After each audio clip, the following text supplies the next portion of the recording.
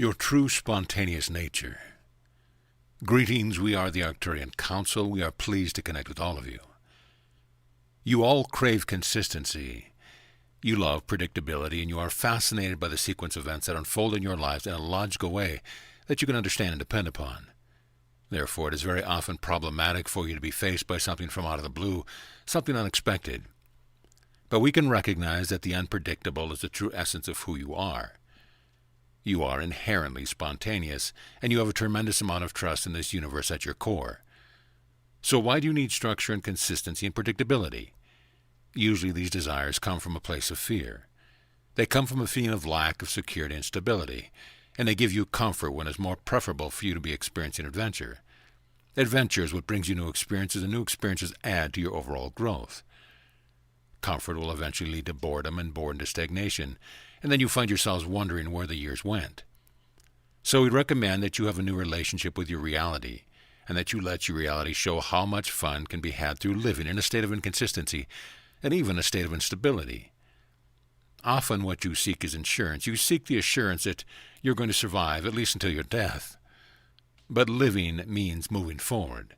It means seeking out that which is unknown, and it is the easiest way for you to accelerate your Ascension experience. Just do something new or do something different than you've ever done before. Let yourself be inspired in every moment to a new perspective, a new approach, a new way, and see how reality will give you even more to get excited about. See how many adventures come your way. See how much life has to offer you when you let go of control and you let in your true spontaneous nature. Let that take over and enjoy the ride. The expansion point. There is a point from which you make your personal expansive journey upward. That point is usually one of disappointment, lack, and even trauma. The point is a place for you to accept. If you can accept the experience that you are having, then you can open yourself up to a myriad of possibilities that will take you far beyond that point and into unimaginable territory.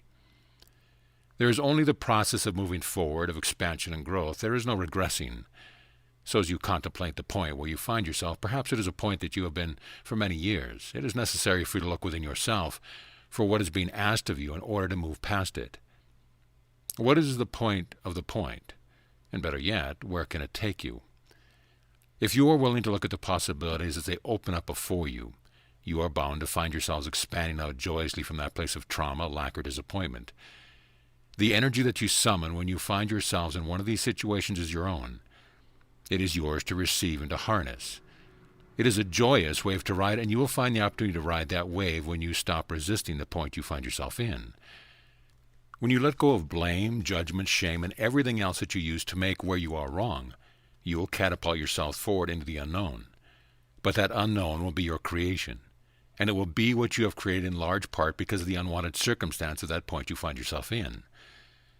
Be willing to accept wherever it is you find yourself, and you will find that the energy that you've summoned to take you beyond where you are is not only the solution, it is an exhilarating ride, and it is the stuff of a joyous journey. Doing what you love. We have observed that the human race as a whole is consumed with a desire to excel at something. You all want to be good, to be deemed good, and to have praise lavished upon you for the good that you do and the good that you are. We love watching you excel at something, and it is particularly gratifying for us to see you excel at something that you are doing for the pure enjoyment of it. There is nothing more satisfying for you than getting lost in an activity that you simply cannot pull yourselves away from because you are so engrossed in it and captivated by it. Once you take that and use it in order to get praise from another, that's where things begin to fall apart. It is much more important that you be completely engaged in an activity than it is for your actions to get the notice and the acknowledgement of any other. There is a phrase that you have on your wall that says, so-and-so sold out, and that phrase refers to losing one's authenticity in order to appease the audience or to get a bigger paycheck by appealing to a bigger audience. And we understand why this happens.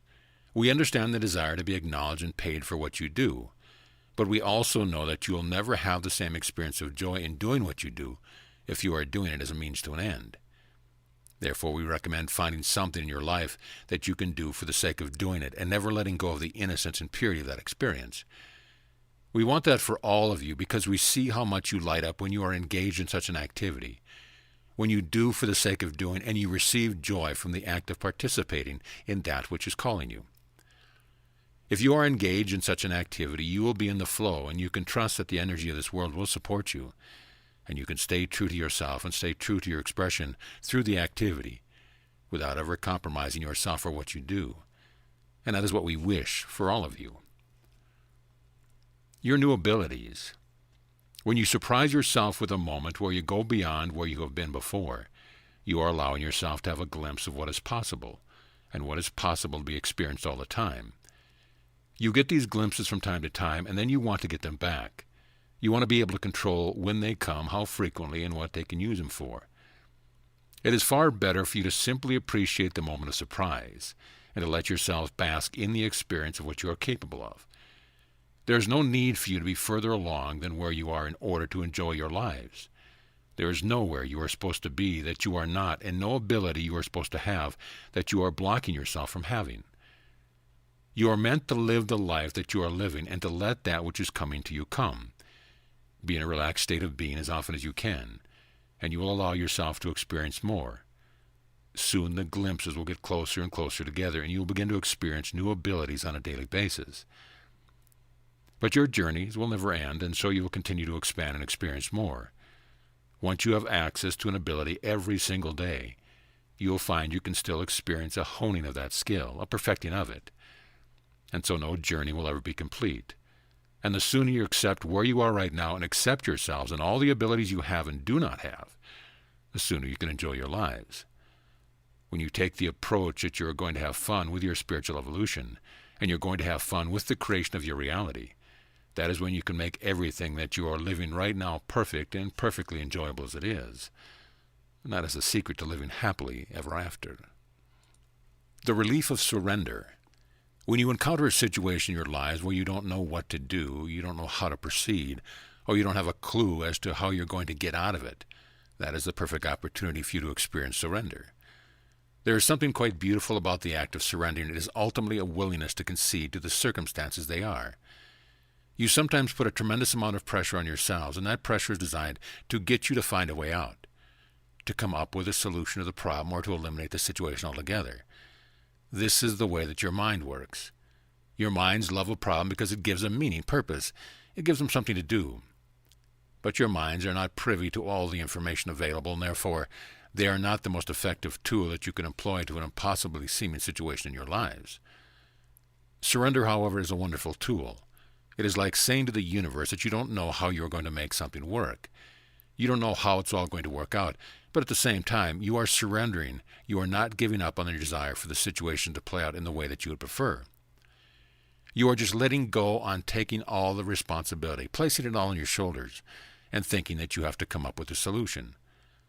That type of pressure doesn't bring you results very often. Oftentimes, it keeps possibilities from coming to light for you. Pressures keep you in the dark. Surrender, which is signified by a white flag, lets in more light. It is a way of letting go of struggle, letting go of the need to be one who finds a solution, and letting in the light that will ultimately illuminate the path for you. You have access to so much more when you're not trying so hard, because when you are trying, you are narrowing your focus. You are placing your attention only on that which you are able to conceive of, and you are blocking other possibilities from coming to you. So we like surrender because we know how much help you really have. We know how much grace there is all around you, and we know that in surrender you allow the downloads to come to you. You allow for the unseen solution to come to light, and most of all, you release the pressure from yourselves. When you do that, you have a momentary feeling of relief, and that feeling is why you create the problem in the first place. It's the reason why you have the other end of the spectrum available to you. The pressure gives way to relief, and relief allows solutions to flow. Your intellect and your intuition. You have brought a tremendous amount of wisdom and creativity to planet Earth. You are creative geniuses, and even with all that intellectual prowess that you have, you are emotional beings as well. You don't have to choose because your intellect and your intuition. You don't have to choose between your heart and your mind. The truth is that you have struck a wonderful balance as a collective between science and spirituality. You have ushered in a time where the two are merging, where there is more agreement between the two of them ever before in your history.